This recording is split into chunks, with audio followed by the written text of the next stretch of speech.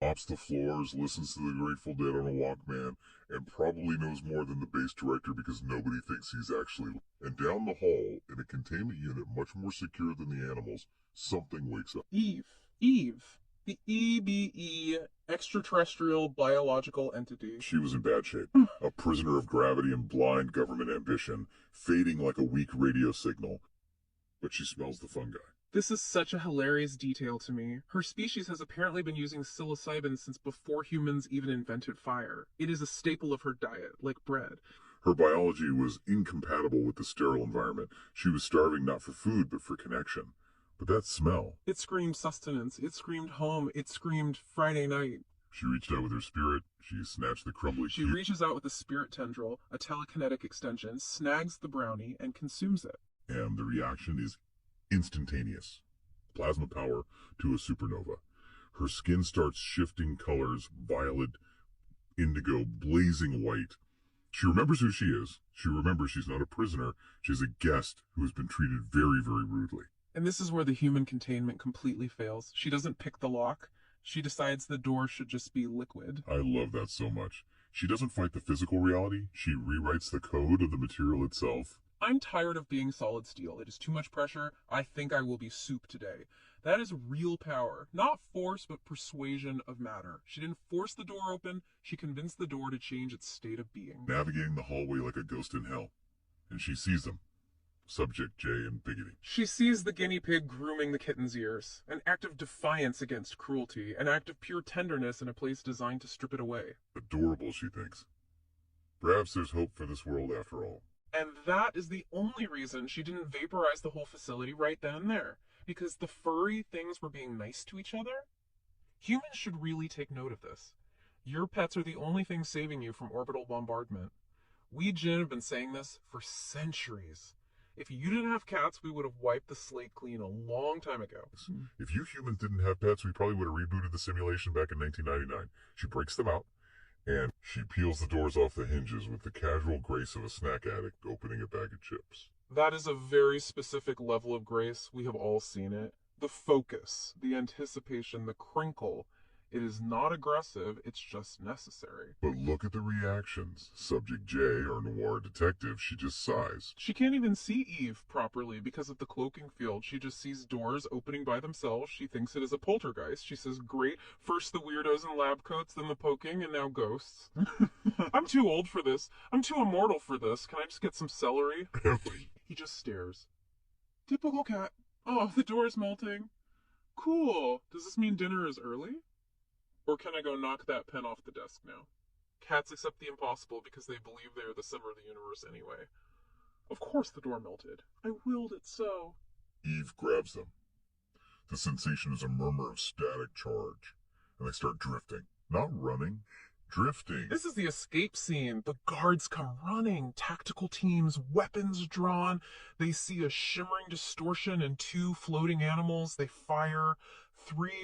And here is the moment where the magic meets the military. The alarms scream, the guards arrive. They start shooting. And the source notes these aren't standard rounds. They are modified bullets designed specifically to take down aliens. High velocity, depleted uranium, maybe even blessed by a military chaplain just to be extra sure. They are designed to kill kinetic matter. And what happens? Confetti. Confetti. Dust. Sparkles. Eve looks at the bullets and simply changes their state. Lead becomes harmless dust. She absolutely refuses to participate in their violence. But the best part is what she does to the guards themselves. She hits them with a wave of warmth. This is the weaponization of empathy. The guards don't die. They don't scream. They suddenly just forget why they are angry.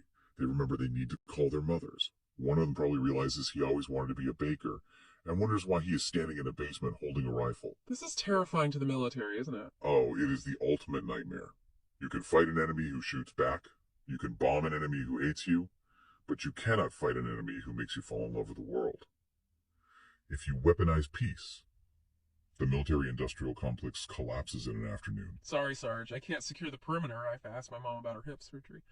It's really pressing. It completely neutralizes the aggression. It rewrites the emotional context of the moment.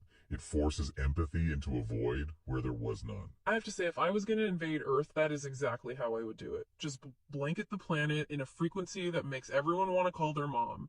The wars would end in 10 minutes. The economy would collapse because everyone would be on the phone, but peace would be achieved. It's genius. They burst out of the bunker.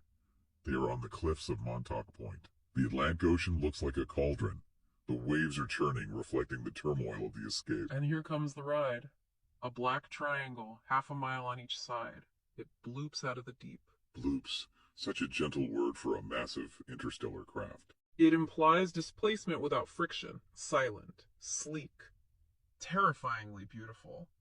It is the classic black triangle UFO. Humans see these all the time and think it is the Air Force. Please, the Air Force can't even fix the potholes on their runways. This is the real deal. This is anti-gravity tech. It is geometry weaponized. Eve prepares to leave. The smell of sea salt mixes with the hum of impossible engines, and she whispers to them telepathically. Be free, little ones.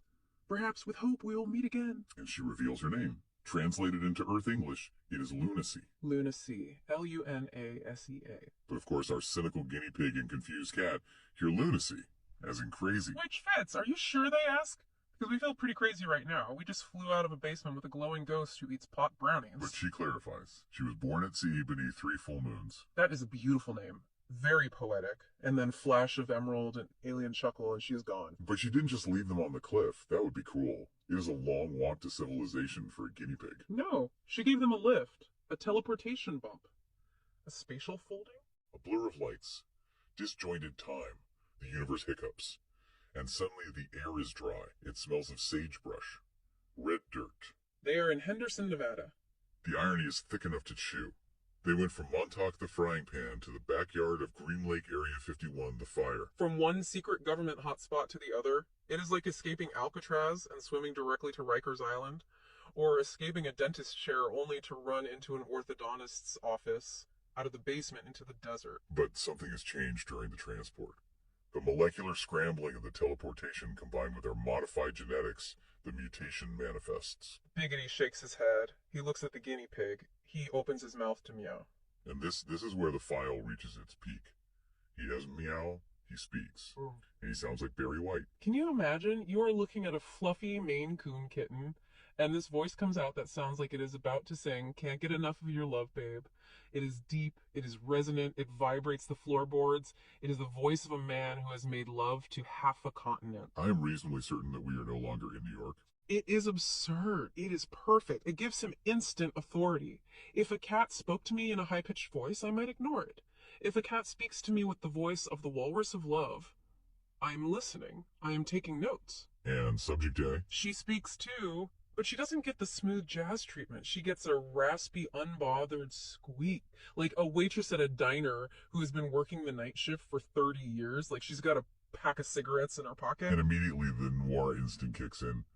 Kitty, she squeaks, if we don't find shelter soon. And then she drops the classic line. Also, did we just get probed? I feel like we got probed. Don't ask how she knows. I won't. I don't want to know. That is between her and her therapist. But they are lost, free, and talking. Now they need a plan. Fortunately, fate intervenes again. Enter Hope. Not the abstract concept. A literal woman named Hope. A nice old lady. A Halloween baby, which explains her affinity for the strange. A widow. Explains her affinity for the strange. A widow. Her husband died of a heart attack at work. Heart attack. Implied suspicion there. The file notes she lives near Groom Lake. Maybe he saw something he shouldn't have. Maybe he worked at the same